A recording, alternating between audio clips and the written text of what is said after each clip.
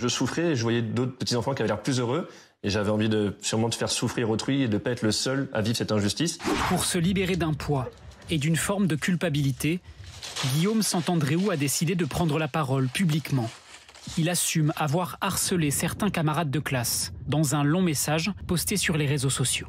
Je me moquais sur le physique, sur tout ce que je pouvais trouver. J'allais même parfois jusqu'à être violent. Je l'ai fait durant la primaire et une partie du collège. Et la chose qui me hante le plus, c'est de me dire que probablement ils y pensent peut-être encore. Le déclic lui est venu en lisant le témoignage d'une jeune femme harcelée. S'il se repent aujourd'hui, c'est selon lui d'abord pour les victimes. Peut-être que dans le fond, il y a aussi une part de j'ai besoin de mettre des mots et de me pardonner à moi-même. Mais en tout cas, mon idée, c'est vraiment... Je pense que ça peut aider des gens et c'est vraiment le but de la démarche en tout cas.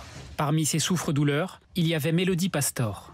Les deux anciens camarades de primaire ont repris contact il y a quelques années. Âgée de 32 ans aujourd'hui, elle n'a pas oublié les années de moquerie. J'étais juste seule, incomprise et comme la bête noire et la solitude entraînent les railleries. On était plusieurs à nous moquer de toi et effectivement à t'isoler et même à s'arranger presque pour être sûr que tu sois seul, à dire même que tu étais malade pour pas que les gens s'approchent de toi, etc. Enfin, c'était vraiment un effet de groupe, je pense, ouais. Depuis, Guillaume lui a présenté ses excuses qu'elle a acceptées. Tu as reconnu tes torts, c'est toujours un moment qui fait du bien, qui est libérateur. Les excuses ne gomment pas le passé, mais par contre, oui, ça aide à reconstruire. Comme beaucoup d'enfants harceleurs, Guillaume dit avoir souffert lui-même de mal-être en primaire, notamment à cause de conflits dans le foyer familial. Une situation vécue comme une injustice. Je souffrais et je voyais d'autres petits-enfants qui avaient l'air plus heureux.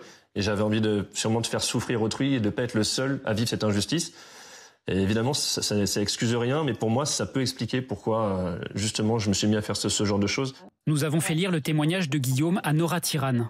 En 2013, sa fille s'est donné la mort après avoir été harcelée. Pour elle, ces prises de parole sont primordiales, surtout pour les victimes. Sa parole, elle est forte. Moi, je dirais, elle dit aux personnes, vous n'y êtes pour rien. S'il y a des personnes victimes qui l'entendent, eh bien, il vient vous confirmer que vous n'y êtes pour rien, qu'il n'y a pas de profil type et qu'en effet, c'est du côté des auteurs de faits et des harceleurs qu'il faut agir.